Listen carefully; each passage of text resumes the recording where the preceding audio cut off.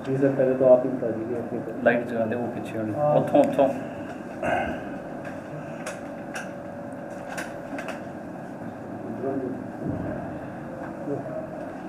हिसार के सभी पत्रकार, छायाकार, सॉरी हिसार याद रहता है ना, हिसार से आया हूं तो सिरसा जिला के सभी पत्रकार, छायाकार और मीडिया के सभी बंधुओं को मेरा प्रणाम है और आप सबका मैं यहाँ इस प्रेस वार्ता में अभिनंदन करता हूँ। मेरे साथ हमारे जिला के माननीय जिला अध्यक्ष श्री आदित्य चौटाला जी बैठे हैं।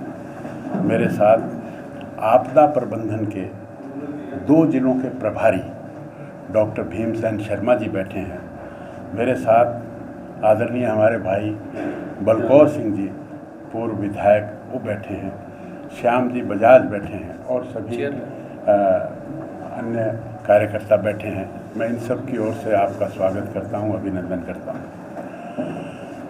आज का जो विषय जिसके लिए मैं यहाँ सिरसा में आया हूँ वो विषय है कि किस प्रकार से जो कोरोना है एक संभावना है, पता नहीं संभावना पूरी होगी कि नहीं होगी, लेकिन जानकार लोग बताते हैं कि कोरोना की तीसरी वेव आ सकती है। भारतीय जनता पार्टी केवल राजनीतिक पार्टी नहीं है, सेवा ही संगठन भी इसका उद्देश्य है। जैसे पहली लहर आई, दूसरी लहर आई, तो उसमें भारतीय जनता पार्टी ने अनेक सेवा के काम किए।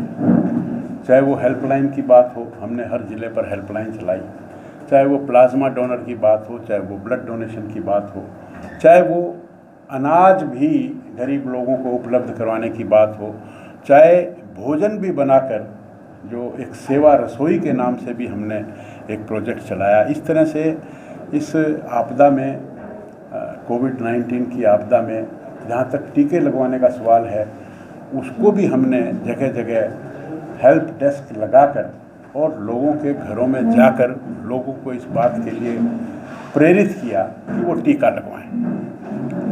अब जो विषय तीसरी लहर का है, तीसरी लहर के लिए पूरे देश में हमने लगभग 6 लाख से भी अधिक कोविड वॉलंटियर्स बनाने की योजना बनाई है। अगर मैं हरियाणा की बात करूं, हरियाणा को मुझे आपदा प्रबंधन की जो जिम्मेवारी मिली है, तो उसके नाते हमने हर ज़िले में, हर 2-2 जिलों में एक एक प्रभारी बनाया है। जिस प्रकार सिरसा और फतेहाबाद उसके डॉक्टर भीमसेन जी प्रभारी हैं, और फिर हर ज़िले में 4-4 लोग, संयोजक, सह संयोजक और 2 साथी। उन 4 में भी हमने ये तय किया है कि एक बहन होनी चाहिए, एक उसमें मेडिकल से रिलेटेड आदमी होना चाहिए, एक उसमें आईटी से संबंधित आदमी होना चाहिए। इस तरह से 4-4 लोग प्रत्येक ज़िले में हमने जोड़े हैं और जिलों के बाद प्रत्येक मंडल में भी 4-4 लोग जोड़े हैं। हमारे पूरे प्रदेश में 306 मंडल हैं, तो हमने 1224 लोगों को मंडल लेवल पर जोड़ा है। उसके बाद हमने कोविड वॉलंटियर्स बनाने का आह्वान किया है।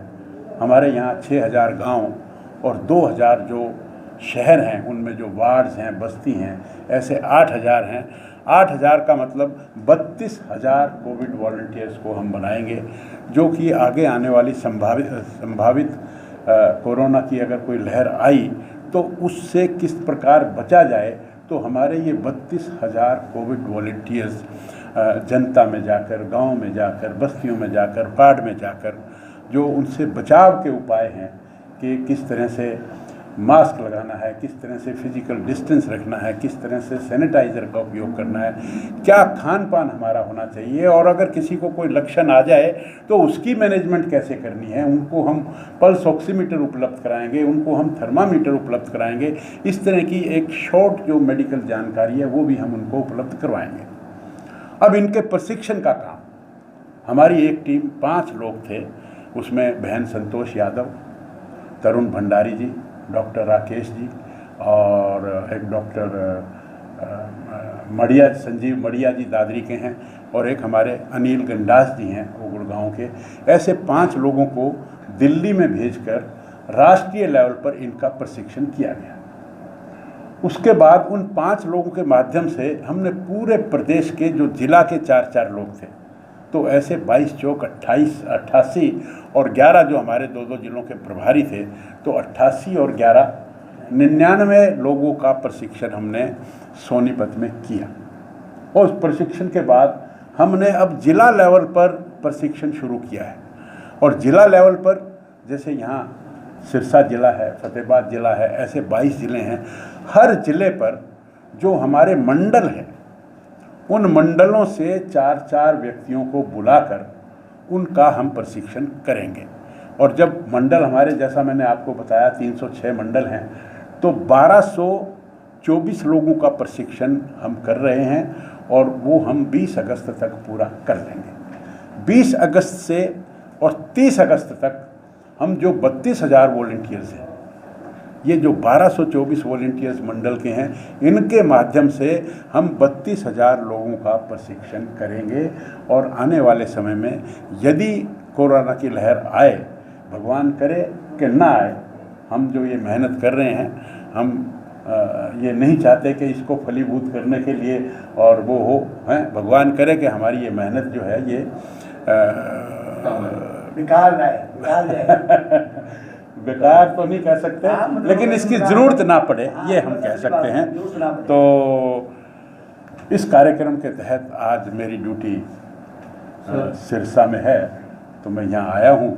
कई जगह ये प्रशिक्षण हो भी चुका है। हमारे 22 के 22 जिलों में मंडल लेवल से, हर मंडल से 306 मंडलों से जो 4-4 लोगों का प्रशिक्षण का कार्यक्रम हो रहा है, उसी निमित्त मैं यहाँ आया हूँ। और आज क्योंकि 16 अगस्त है, कल 15 अगस्त थी, और मुझे यहाँ पता लगा कि बहुत ज़बरदस्त यहाँ पर तिरंगा यात्रा, अपने जिला अध्यक्ष जी और माननीय प्रदेश अध्यक्ष जी भी आए थे। तो जो मैंने अखबारों में पढ़ा और जो मैंने लोगों से सुना, बहुत बढ़िया तिरंगा यात्रा निकली है। मैं यहाँ के ज़िले की टीम को बधाई देता हूँ और मैं हिसार सिरसा की जनता का भी मैं आभार व्यक्त करता हूँ। और एक वातावरण और भी पूरे देश में बना है कि जब से मोदी जी हमारे देश के प्रधानमंत्री बने हैं, उसके बाद से लोगों का रुझान भी तिरंगे की तरफ और देश के शहीदों की तरफ, जिनकी वजह से आज हम खुली हवा में सांस ले रहे हैं, इसका जो शहीदों की तरफ एक रुझान बढ़ा है, तिरंगे की तरफ एक रुझान बढ़ा है। हमारी विपक्षी पार्टियां भी तिरंगा यात्रा निकालने लगी हैं, ये बड़ी अच्छी बात है। और तो और जो लोग आंदोलनकारी हैं, वो भी तिरंगा यात्रा निकालने लगे हैं। तो ये एक बहुत अच्छा देश के सामाजिक जीवन में बदलाव है। और मैं आप सबको भी 15 अगस्त की बधाई देता हूँ। हमारा देश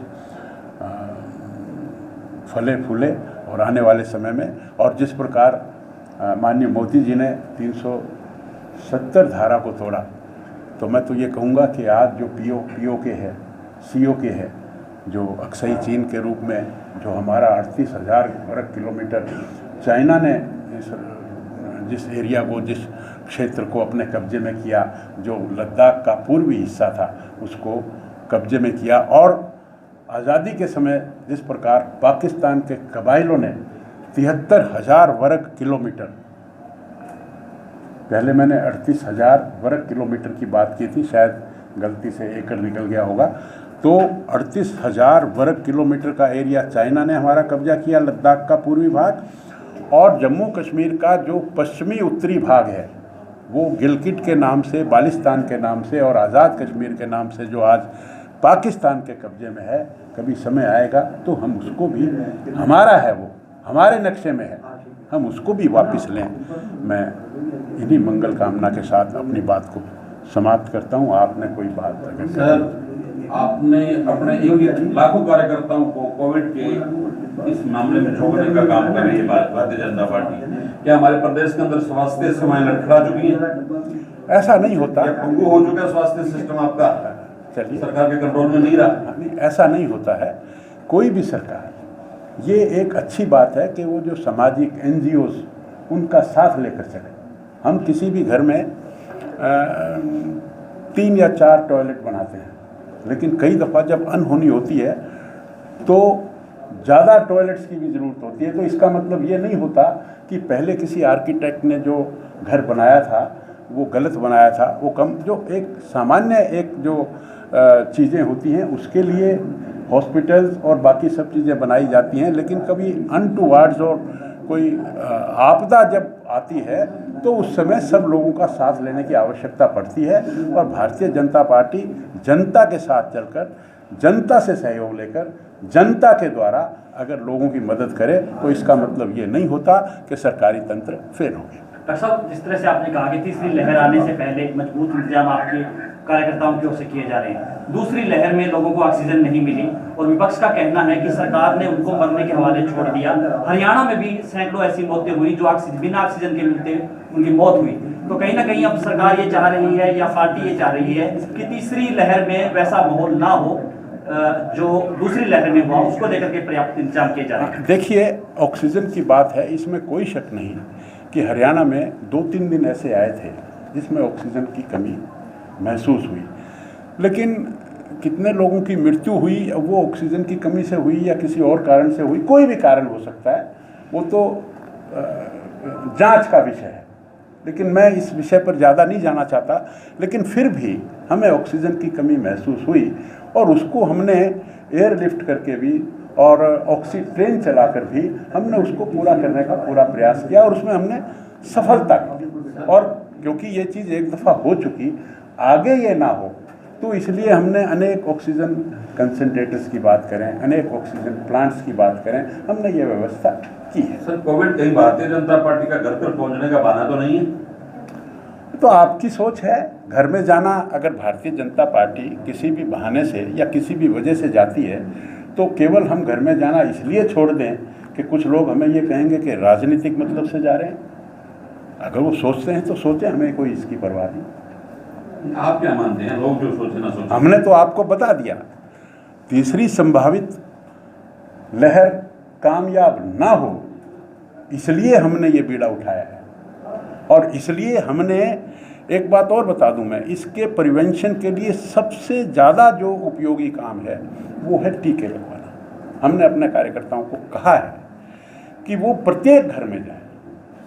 जैसे मैं भी आपको ये दिखाऊं आपको, तो मेडिकल सुविधा भी बढ़ाएगी सर क्या? ये देखिए, हम ये जैसे हमारा बूथ 85 नंबर है, ये 85 नंबर बूथ के घरों में मैं स्वयं गया हूँ।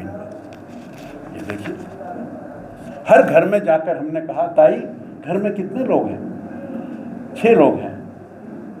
ताई 6 का टीका लग गया? ना बेटा, 4 के लगा, तो 2 के लगवा गए। अब ये बात हमने घर घर जाकर लोगों को जागरूक करने का काम किया है, तो क्या गलत किया है? जब तक टीका 70% लोगों को नहीं लगेगा, इस बीमारी से छुटकारा पाना मुश्किल है। हमने देश के इतिहास में पहली बार, पहले जब वैक्सीन बनती थी तो 20 साल तक तो इस देश में आती नहीं थी और आने के बाद भी 2-4 हज़ार की संख्या में वो लगती थी। आज पहली दफ़ा मोदी जी के नेतृत्व में 2 वैक्सीन, कोवैक्सीन और कोविशील्ड, हमारे हिंदुस्तान में बनी और केवल 2.5-3 महीनों के काल में, अगर मैं हरियाणा का आपको डाटा बताऊं तो 1 करोड़ 38 लाख टीके हम लगा चुके। 1 करोड़ 38 लाख। और टारगेट हमारा है, इस हरियाणा की जो जनसंख्या है वो 290 लाख करोड़ 90 लाख 2 करोड़ 90 लाख है। और इसका जो टारगेट है वो 1 करोड़ 85 लाख है। अब 1 करोड़ 85 लाख लोगों को टीके लगेंगे तो 2-2 टीके लगेंगे, तो इसका मतलब 3 करोड़ 70 लाख टीके लगने हैं। 3 करोड़ 70 लाख लोगों को एक दिन में टीका नहीं लग सकता, एक दिन में इनकी वैक्सीन भी नहीं बन सकती। वैक्सीन बन रही है, वैक्सीन आ रही है, वैक्सीन लग रही है। तो भी मैं ये कहता हूँ कि 3 महीने के काल में हमने 1 करोड़ 37 लाख टीके अगर हमने लगाए हैं तो ये अपने लिए गौरव की बात है। हमने ये जो हमारा और इसी तरह से देश की भी बात मैं अगर करूं तो देश में 140 करोड़ लोग हैं और 140 करोड़ लोगों में से 88 करोड़ लोग टारगेट है जो 18 साल से ऊपर के हैं। अब 88 करोड़ को भी टीके लगेंगे तो 176 करोड़ टीके लगेंगे। 176 करोड़ टीकों में से हमने लगभग 54.5 करोड़ टीके लगा दिए। ये कोई छोटी बात नहीं है। आज हम कभी कभी थोड़े मायूस भी हो जाते हैं, कभी वैक्सीन बनती है, कम आई, एक दिन कमी रह गई, हमें कैंप का जो है वो पोस्टपोन करना पड़ा। लेकिन उसके बावजूद भी ये देखिए कि 3 महीने में लगभग 54.5 करोड़ टीके लगना ये छोटी बात नहीं। तो हमारा कार्यकर्ताओं से, अपने कार्यकर्ताओं से ये भी आह्वान है कि सबसे ज़्यादा उपयोगी काम टीके अगर हमने लगवा दिए, और जिसको हम हर्ड इम्यूनिटी कहते हैं। हर्ड इम्यूनिटी का मतलब ये होता है कि जितने लोग हैं उसका 2/3 67% को अगर इम्यूनिटी हो जाए, चाहे तो वो नेचुरल इम्यूनिटी हो जाए कि सब लोगों को इन्फेक्शन होकर हो जाए, और चाहे वो टीके लगकर हो जाए, तो फिर इस बीमारी से कोई खतरा नहीं रहेगा। ये डेटा है, साइंटिस्टों का दिया हुआ डेटा है कि 2/3 67% लोगों को हम इम्यूनाइजेशन करें। अब 67% आप ये देखिए, लगभग 81 करोड़ लोगों को जब टीके लग जाएंगे तब हमारी हर्ड इम्यूनिटी होगी, और तब हम परमानेंटली इस बीमारी से छुटकारा पाएंगे। डॉक्टर साहब, लेकिन जैसे आपने कहा कि टीका एक एंटीबॉडी बनाएगा और एक कारण है कोरोना को रोकने के लिए, लेकिन विदेशों में जो जाने वाले लोग हैं वो इसको प्रभावी नहीं मानते हैं। कोवैक्सीन और कोविशील्ड दोनों को ही कह रहे हैं कि इनका कोई लॉजिक नहीं है, और जो विदेश में जो जाने वाले लोग हैं उनको क्वारंटाइन करना होगा। काफी लोगों की यात्राएं अभी भी रुकी पड़ी है। देखिए, हर घर का, हर देश का, हर स्थान का अपना दृष्टिकोण होता है। हम यहाँ ड्राइविंग सिखाते हैं, हम उसको ड्राइविंग लाइसेंस देते हैं। अमेरिका उस ड्राइविंग लाइसेंस को नहीं मानता। अब हिंदुस्तान भी चाहे तो अमेरिका का लाइसेंस ना माने। ये अलग अलग अपने अपने विम होते हैं। आप भी सभी पत्रकार बंधु बैठे हैं, कोई एक बात को एक मानता है तो दूसरे को दूसरा मानता है। आप कोई किसी और चीज़ को प्रेफरेंस देते हैं तो वो किसी दूसरे को देते हैं। तो ये अपनी मन मर्जी है।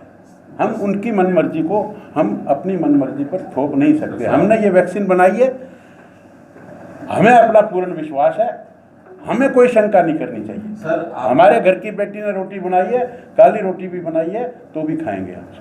सर, आपने बहुत दाज कर भी तैयारी की, लाखों लोगों को जोड़ा है।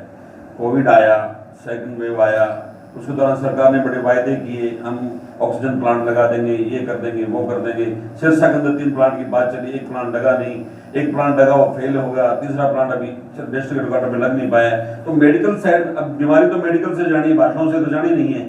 तो उस मेडिकल लाइन में आपकी सरकार क्या कर रही है? देखिए, मेडिकल लाइन में डॉक्टरों की भर्ती, नर्सों की भर्ती बीच में बढ़ी है, डॉक्टर अस्पतालों में है नहीं, वेंटिलेटर है नहीं। आप भारतीय जनता पार्टी को बूथ लेवल की बात करें, मां के पास पूछ दिया आपने टीका लगाया नहीं लगाया, टीका तो है ही नहीं। टीके की लोग फिर रहे, डॉक्टर के लिए फिर, वेंटिलेटर के फिर, उस लेवल पे क्या लिया? अब ये भी अपना अपना दृष्टिकोण है। अब किसी को पसंद आता है। अब मुझे आप या तो आप पहले बोल लीजिए। मैं तो बोल रहा हूँ, उसका जवाब अब मुझे बोलने में आप मुझे बीच में टोक रहे हैं। हाँ, बोलिए। हाँ, आपने बोल लिया अपनी बात, और कुछ पूछना चाहते हैं? हाँ, तो अब मेरा सुनिए उत्तर। हम घर घर जाकर लोगों को जागरूक कर रहे हैं, क्या गलत कर रहे हैं? हमने ऑक्सीजन सिलेंडर, अगर आप डाटा उठाएंगे तो पूरे हरियाणा में पहले कितने थे, आज कितने हैं। पहले कितने डॉक्टर थे, आज कितने डॉक्टर हैं। पहले कितने ट्रीटमेंट हॉस्पिटल थे, आज कितने बेड हैं। ये सब आप आंकड़ा देखेंगे तो आपको पता लगेगा कि गवर्नमेंट ने क्या किया। जबकि आपके स्वास्थ्य मंत्री तो मानते हैं कि हमें ऑक्सीजन प्रॉपर दूसरी वेव में पूरी नहीं मिली, दिल्ली को ज्यादा ऑक्सीजन। तो मैं भी कह रहा हूँ ये बात तो कि ऑक्सीजन की कमी हुई थी।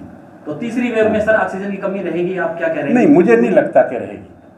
मुझे नहीं लगता कि कोई कमी रहेगी, क्योंकि हमने अनेक oxygen concentrators Bharatiya Janata party ने 432 ऑक्सीजन कंसंट्रेटर मंगवाए, और केवल भारतीय जनता पार्टी नहीं, और भी अनेक एनजीओज ने मंगवाए। तो ऑक्सीजन का फर्क पड़ेगा कि नहीं पड़ेगा? अब ऑक्सीजन प्लांट भी कई जगह बन रहे हैं।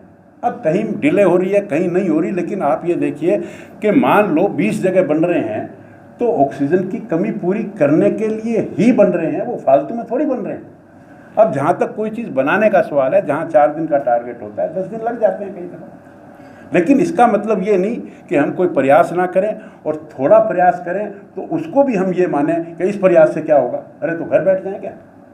दवाली में ऑक्सीजन प्लांट लगाया था, आपकी बात को मैं कहता हूँ, उस ऑक्सीजन प्लांट में जो ऑक्सीजन थी वो जो है आदमियों को देने के लायक नहीं थी, यानी कि फेल ऑक्सीजन का सैंपल है वो फेल माना गया। हालांकि फिर से प्रयास किए जा रहे हैं। आप स्वयं ही मान रहे हैं, अगर वो कम थी तो उसको दोबारा दुरुस्त करेंगे। तो कमी कहाँ रही सर? इस तरह के ऑक्सीजन प्लांट लगाए जा रहे हैं लेकिन ऑक्सीजन फेल हो रही है, फेलियर कहाँ पे? अरे भाई, एक आधी जगह अगर हो गई है तो उसको हम चेक करेंगे ना जी। सदन का दिया हुआ था। ठीक है, सब तरह के लोग हैं, सब तरह के। थैंक यू वेरी मच, आप सबका बहुत बहुत तिरंगा यात्रा क्या असर रहा हरियाणा में? कर लो भाई, शुरू कर लो। तिरंगा यात्रा सबसे बड़ा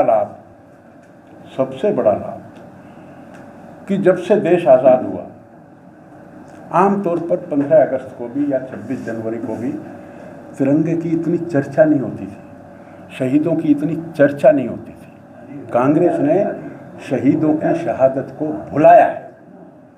आज जब से मोदी जी आए हैं, जब से धारा 370 की बात हुई है, जब से हम पीओ की बात कर रहे हैं, चाइना ऑक्युपाइड कश्मीर की बात कर रहे हैं, तो आज विपक्षी भी तिरंगा यात्रा निकाल रहे हैं और आंदोलनकारी भी तिरंगा यात्रा निकाल रहे हैं। अगर आप आज तिरंगा जो इंडस्ट्री है उसका आप आंकड़ा देखेंगे तो कई गुना आज तिरंगा बाजार में है। आज लोगों में जोश है, आज लोग शहीदों को याद कर रहे हैं। मैं समझता हूं कि इससे बड़ा बदलाव और हो नहीं सकता। आप जिनको आंदोलनकारी कह रहे हैं वो ये कह रहे हैं कि कभी भी भारतीय जनता पार्टी ने अपने, चाहे आरएसएस का ऑफिस हो चाहे अपने कार्यालय हो, वहाँ पे भगवान के अलावा दूसरा तिरंगा भगवान को छोड़ के तिरंगा में भाग नहीं लाया। लेकिन आज किसानों के दबाव में जो है भारतीय जनता पार्टी ट्रैक्टर और तिरंगा ये उस पे अपनी, चढ़ी है। ये जिसकी जैसी वृत्ति है वो वैसा सोचेगा। जी। विपक्ष भी आरोप लगा रही है, कुमारी सैलजा का भी बयान आया, तिरंगा भी उन्होंने कहा कि आज विपक्ष भी तिरंगा उठा रहा है, आज आंदोलनकारी भी उठा। उन्होंने पहले कभी क्यों नहीं उठाया? हमारे उठाने के बाद उठाया ना उन्होंने। सर, तिरंगा को लेकर पिछले दिनों आपका कोई वीडियो वायरल हो रहा था, वो क्या बात हो गई? वो हमसे गलती हुई। हमने तिरंगा को कहा कि तिरंगा हमारी आन बान शान है और आज हम शहीदों को याद कर रहे हैं, शहीदों की शहादत की वजह से, तो हमारे मुंह से गलती से निकला और उसकी हमने भूल के लिए लोगों को दुख भी प्रकट किया। इसमें कोई बात ही नहीं है हमारे। लेकिन दुख की बात ये है कि एक यूट्यूब ने जो हमारा पूरा भाषण था उसको नहीं दिखाया। हमने जब ये कहा कि तिरंगा आन बान शान है, उसको नहीं दिखाया। हमने कहा कि जब शहीदों की याद में हम यहाँ आज खुली हवा में सांस लें, ये नहीं दिखाया। एक शब्द जो हमसे गलती से निकला उसी को बार बार 13, 14, 15, 16 दफ़ा। मेरी तो भावना शायद तिरंगे के अपमान की नहीं थी, मेरे मुंह से गलती से निकला, लेकिन जिस यूट्यूब ने इसको 13 दफ़ा 14 दफ़ा दिखाया वो जरूर अब तिरंगे का अपमान कर रहा था।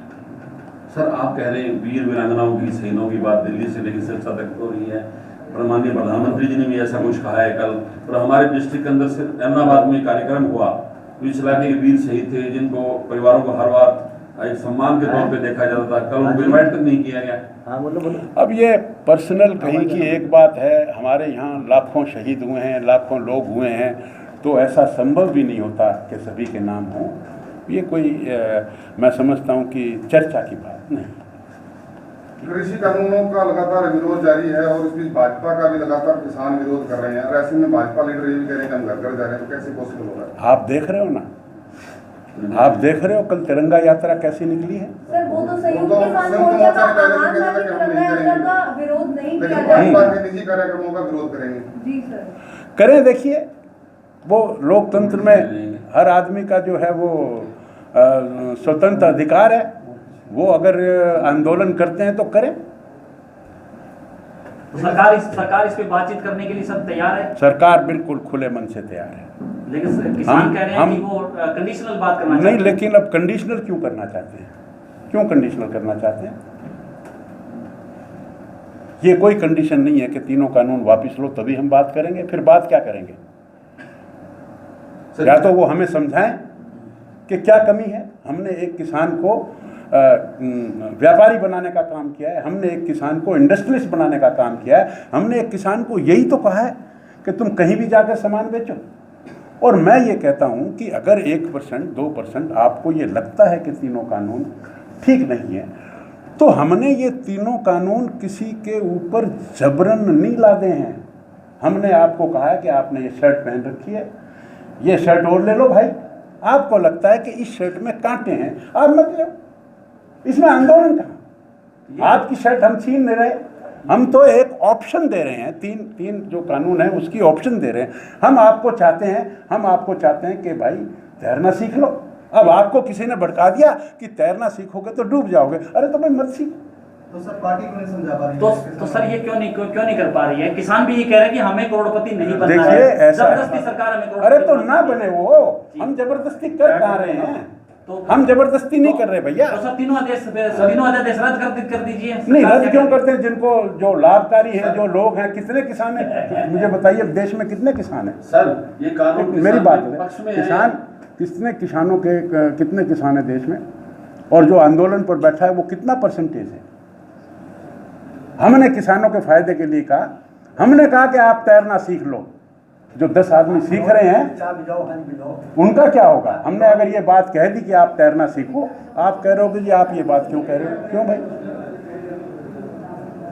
हम ये कह रहे हैं कि आप तैरना सीख लो, आपको लगता है कि गलत है, डूब जाएंगे, भड़काने अरे जाओगे तो डूब जाओगे। वैक्सीन की बात है, अब देखिए वैक्सीन हम जब समझाते हैं कि भाई ये अच्छी बात है, लेकिन आप सब में भी कोई एक आदमी आकर कह देगा अरे मेरे तो पड़ोसी मर गया था, ना तो आप तहकीकात करोगे लेकिन आप टीका नहीं लगवाओगे। मतलब क्या है कि जो पॉजिटिव चीज़ है और एक जो नेगेटिव चीज़ है, नेगेटिव चीज़ का हमेशा ये प्राकृतिक एक ट्रेडिशन है कि अगर किसी को ये कह दे, अब 55 करोड़ लोगों को टीका लगा, 55 करोड़ को टीका लगा, ये बात महत्व नहीं रखती, लेकिन एक आदमी को अगर कुछ हो गया तो बस वो बवाल बन जाएगा। ये एक ह्यूमन प्रवृत्ति है, ये अपने को समझनी होगी।